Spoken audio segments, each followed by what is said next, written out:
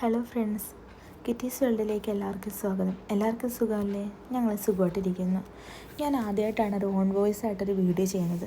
അപ്പം വീഡിയോ ഇഷ്ടപ്പെട്ടാൽ നിങ്ങളെല്ലാവരും ലൈക്ക് ചെയ്യണം, ഷെയർ ചെയ്യണം, സബ്സ്ക്രൈബ് ചെയ്യണം. ഞാൻ ഇന്നിവിടെ ചെയ്യാൻ പോകുന്നത് ഒരു ഈസി ആയിട്ടൊരു ബനാന കേക്ക് എങ്ങനെ പ്രിപ്പയർ ചെയ്യാമെന്നാണ് കേട്ടോ. വളരെ ഈസി ആയിട്ടാണ് കേട്ടോ. അപ്പോൾ നമുക്ക് അതിന് വേണ്ടിയിട്ട് എന്തൊക്കെ വേണമെന്ന് നോക്കാം. അപ്പോൾ ഞാൻ എടുത്തിരിക്കുന്നത് നമ്മുടെ വീട്ടിൽ തന്നെ ഉണ്ടായ പഴമാണ്. ഇതിന് നമ്മളിവിടെ കദളിപ്പഴം എന്ന് പറയും. നിങ്ങളുടെ നാട്ടിൽ എന്താ പേര് പറയുന്നത് വെച്ചാൽ കമൻറ്റ് ചെയ്യുക.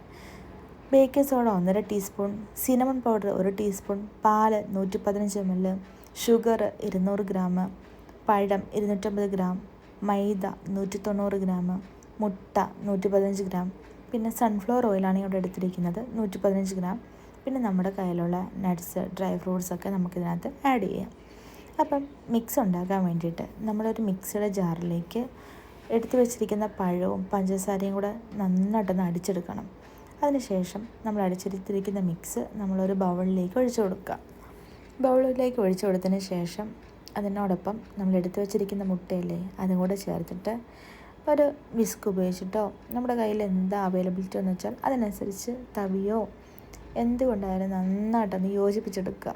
നന്നായിട്ടൊന്ന് മിക്സ് ചെയ്തതിന് ശേഷം കൂടെ തന്നെ നമ്മൾ എടുത്തു വെച്ചിരിക്കുന്ന ഓയിലില്ലേ, സൺഫ്ലവർ ഓയിൽ, അതുകൂടെ ഇതിനോടൊപ്പം ആഡ് ചെയ്യാം.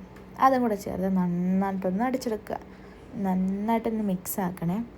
അതിനുശേഷം കൂടെ തന്നെ നമ്മൾ എടുത്തു വെച്ചിരിക്കുന്ന പാലില്ലേ അതും കൂടെ ചേർത്തിട്ട് നന്നായിട്ടൊന്ന് മിക്സ് ചെയ്ത് നമ്മൾ മാറ്റി വെക്കുക.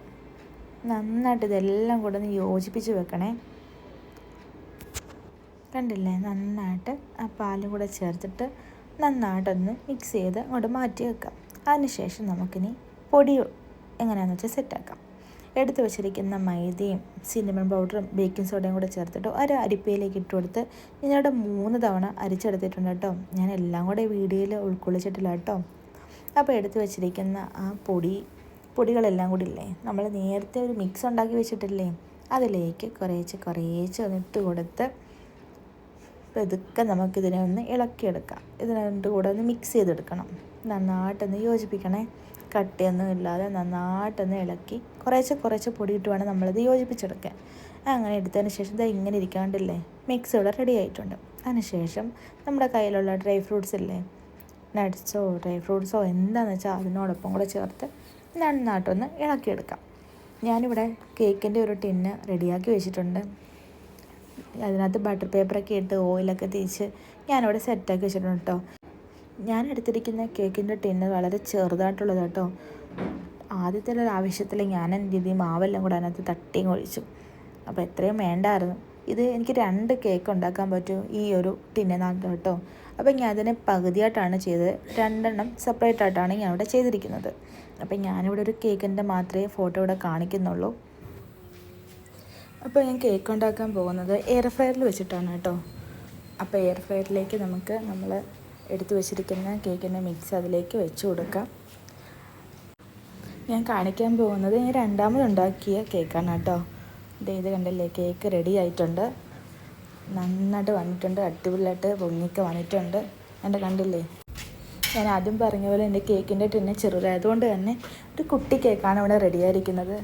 വളരെ സോഫ്റ്റാണ്, വളരെ ടേസ്റ്റി ആയിട്ടുള്ളൊരു കേക്കാണ്. നമ്മുടെ വീട്ടിലുള്ള ഇൻഗ്രീഡിയൻസ് വെച്ചിട്ട് നമുക്ക് എളുപ്പത്തിൽ ഉണ്ടാക്കാൻ പറ്റുന്നൊരു കേക്കാണിത്. നമുക്ക് ആർക്കാണെങ്കിലും നമുക്ക് ട്രൈ ചെയ്യാം. നന്നായിട്ടുള്ളൊരു കേക്കാണ് കേട്ടോ.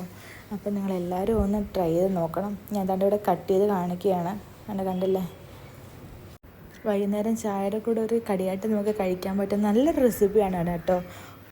ഞാനിത് ഉണ്ടാക്കിയത് എൻ്റെ കുഞ്ഞിപ്പെണ്ണിന് കൊടുക്കാൻ വേണ്ടിയിട്ടാണ് കേട്ടോ. അപ്പോൾ അവൾ നല്ല ഉറക്കമാണ്. അതിന് ശേഷം അവൾക്ക് കൊടുത്തു. അപ്പോൾ അതൊന്നും എനിക്ക് വീഡിയോയിൽ എടുക്കാൻ പറ്റിയിട്ടില്ല. അപ്പോൾ എല്ലാവരും ഒന്ന് ട്രൈ ചെയ്ത് നോക്കണം കേട്ടോ. അപ്പം ഇഷ്ടപ്പെട്ട എല്ലാവരും ലൈക്ക് ചെയ്യുക, ഷെയർ ചെയ്യുക, കമൻറ്റ് ചെയ്യുക, സബ്സ്ക്രൈബ് ചെയ്യുക.